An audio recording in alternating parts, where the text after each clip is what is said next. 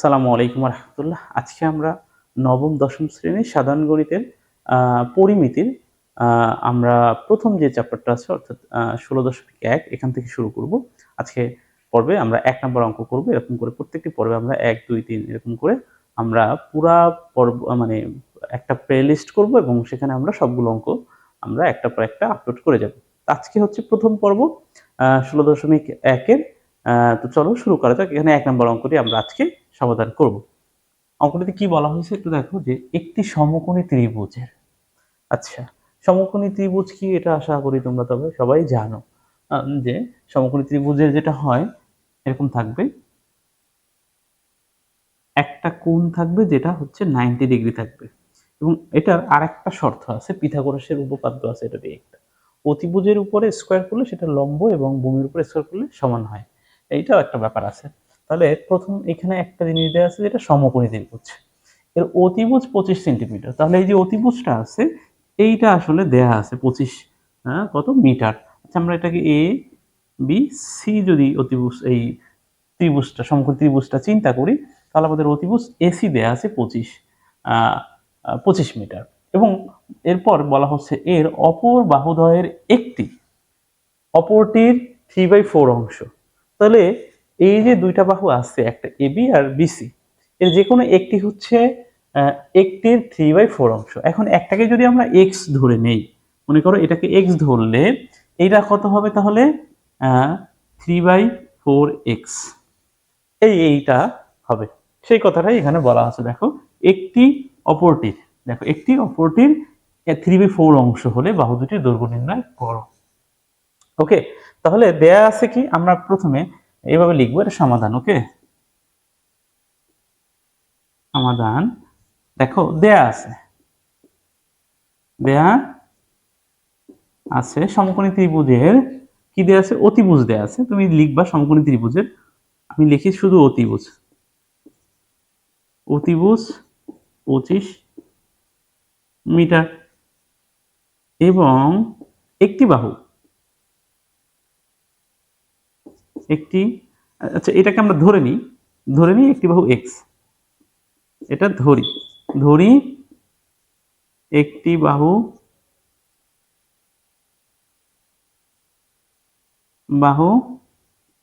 X metre.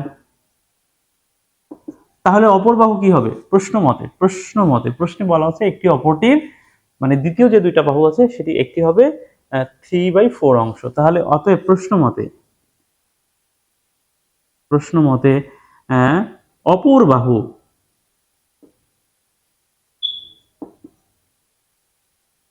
কি হবে? অপর বাহু হবে 3/4x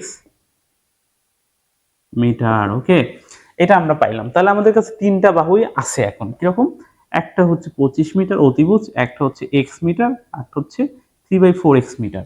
এবার যেহেতু এটা সমকোণী ত্রিভুজ, তাহলে সমকোণী ত্রিভুজে পিথাগোরাসের যে উপপাদ্য আছে সেটা আমরা অ্যাপ্লাই করি একটু। ঠিক আছে, তাহলে আমরা লিখতে পারি অতিভুজ স্কয়ার ইকুয়াল টু, সমকোণী ত্রিভুজে কি লেখা যায় আমরা এটা জানি,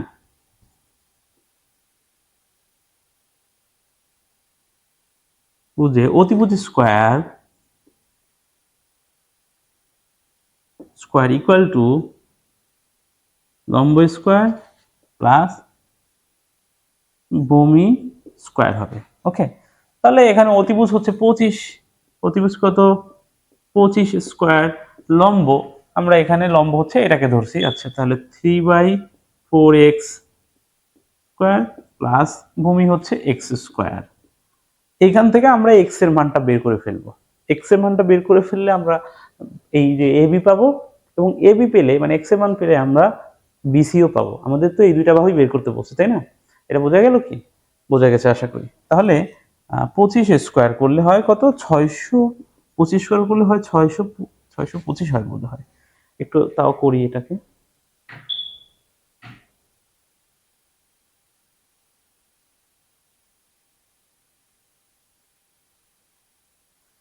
হ্যাঁ, 25 স্কয়ার করলে হবে 625 ইকুয়াল টু, এখানে যদি এটাকে করি দেখো 3 উপরে স্কয়ার করলে হবে 9, 4 এর উপরে করলে হবে 16 আর x স্কয়ার প্লাস এখানে x স্কয়ারটাই রইল।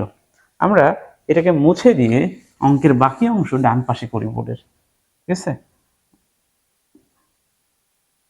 তাহলে 625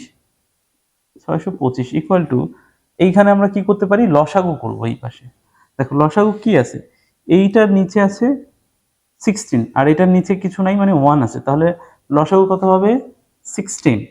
তাহলে 16 দিয়ে যদি আমরা এই 16 কে ভাগ করি, রেজাল্ট হবে 1, সেই 1 দিয়ে উপরে 9x স্কয়ার কে গুণ করলে 9x স্কয়ার, প্লাস এটার নিচে 1 আছে, 1 দিয়ে 16 কে ভাগ করলে 16, 16 দিয়ে x স্কয়ার গুণ করলে 16x স্কয়ার, বা 625 ইকুয়াল টু, উপরে কত হবে 9 আর 16, মানে 25x স্কয়ার, আর এখানে হবে 16।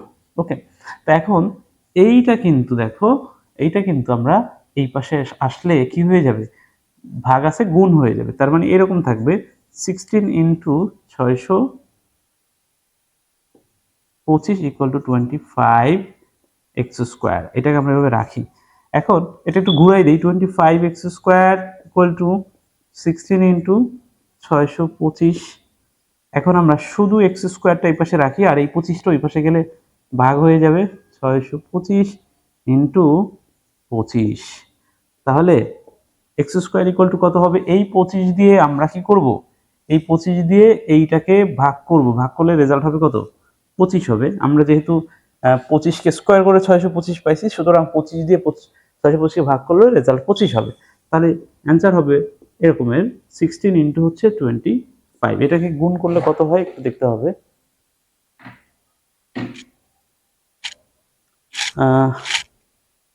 16 ইন্টু 25 400। অতএব এক্স স্কোয়ার ইকুয়াল টু হবে 400। এক্স স্কোয়ার ইকুয়াল টু যদি 400 হয়, তাহলে তাহলে এক্স ইকুয়াল টু হবে, এই এটা কিন্তু রুট হয়ে যাবে, তাহলে 20 পাবো আমরা। এক্স এর মানটা কত পাবো, এক্স এর মানটা 20 পাবো। ঠিক আছে, একটা লাইন আর কি আমি শর্ট করছি, এক্স এই এক্স স্কোয়ার গিয়ে 400-র উপরে পড়লে 400 রুট করলে 20 পাবো। তাহলে আমরা একটা বাহু পাইছি, কত, একটা বাহু এই যে যেটা এক্স 20 মিটার, তাহলে বাকিটা কত, তাহলে অপর বাহু, সরি দেখে দেখা যায় কি, হ্যাঁ, অপর বাহু কি আছে 3/4x মিটার, বা 3/4 ইন্টু এক্স এর মান হচ্ছে 20।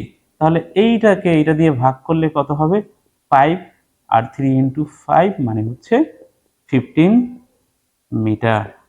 তাহলে আমরা কি পেলাম, আমরা দুইটা পাইছি, দুইটা বাহু পাইছি, একটা হচ্ছে 15 মিটার, ঠিক আছে, আর একটা হচ্ছে 20 মিটার।